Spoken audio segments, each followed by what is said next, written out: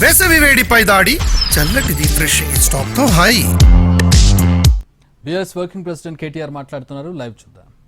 ఏ సంస్థనైతే Congress party కేంద్ర కార్యాలయం కట్టిందో ఆ సంస్థ మొన్ననే స్పష్టంగా చెప్పింది, ఈ నివేదికను మేము తిరస్కరిస్తున్నాం, ఎన్డీఎస్ఏ రిపోర్టు ఇది చెత్తబుట్టలో పడేయడానికి తప్ప ఎందుకు పనికిరాని రిపోర్ట్ అని చెప్పినారు.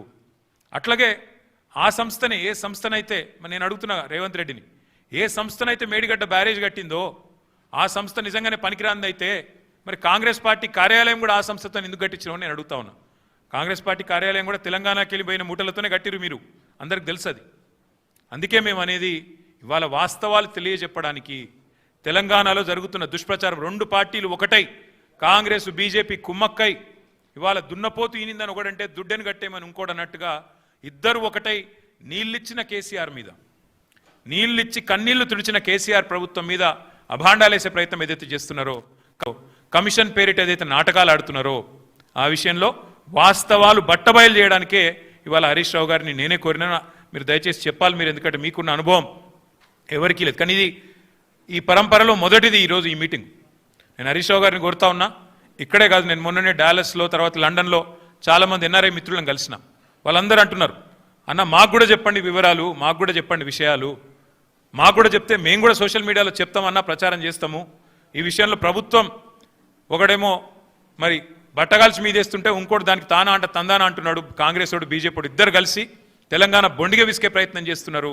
తెలంగాణ ముఖ్యమంత్రిగా కేసీఆర్ గారు చేసిన పనిని ఇవాళ కావాలని మరి దాని మీద అపవాదులు వచ్చే విధంగా, దాని మీద అనుమానాలు కలిగే విధంగా ప్రచారం చేస్తున్నారు. వాస్తవాలు చెప్పండి, మాకు కూడా జూమ్ మీటింగ్లు పెట్టండి అని వారు కోరితే హరీష్ రావు గారిని కోరినాను. అటు ఎన్ఆర్ఐ మిత్రులు కానీ ఇక్కడ ఉండే ఇంకా ఎవరైనా మిత్రులు కూడా మేము కూడా తెలుసుకోవాలనుకుంటున్నామంటే వారికి కూడా ఇంకా కావాలంటే జిల్లాల దాకా కూడా పోతాం. ప్రతి చోట కూడా ఖచ్చితంగా ఈ విషయంలో నిజాలు చెప్తూనే పోతాం. చివరిగా రెండే మాటలు నేను చెప్పేది. ఒకటి, మేము ఇది మొదటి ప్రయత్నం కాదు, మేము ఆల్రెడీ ఒక పెద్ద బృందం అందరం కలిసి మేడిగడ్డ పోయినాం. అది పోయి కూడా దాదాపు మీ అందరూ వచ్చినారు, మీడియా మిత్రులు కూడా వచ్చారు. మా ఎంబడా రోజు 9 నెలలు అయినట్టుంది. వెంటనే రిపేర్ చేయాలి, నీళ్ళు ఇవ్వాలి, ఇచ్చే అవకాశం ఉండగా కూడా ఇస్తలేరు అని చెప్పి ఎన్డీఎస్ఏ యాక్ట్ కూడా చూపెట్టినాం. యాక్ట్లో కూడా క్లియర్గా రాసుంది, ఓనర్ ఎవరైతే ఉంటారో వాళ్ళు వెంటనే రిపేర్ చేయాలని. కానీ అది కూడా ఇప్పటివరకు ప్రభుత్వం పట్టించుకోవట్లేదు, రైతుల పొలాలు ఎండబెడుతున్నది. ఆ విషయంలో కూడా ప్రభుత్వం తన వైఖరి చెప్పాలి. రెండవది, హరీష్ రావు గారు మొన్ననే ప్రెస్ మీట్ పెట్టి వివరంగా చెప్పారు, గోదావరి జలాల విషయంలో ఆంధ్రప్రదేశ్ రాష్ట్రం ఇవాళ అనుమతులు లేకుండా కడుతున్న ప్రాజెక్టు మీద ముఖ్యమంత్రి మాట్లాడాడు, బీజేపీ కేంద్ర మంత్రులు మాట్లాడరు. ఒక్కడంటే ఒక్కడు కాంగ్రెస్ వాడు కానీ బీజేపీ వాడు కానీ నోరు విప్పడు, నోరు తెరవడు, కనీసం మాట్లాడరు.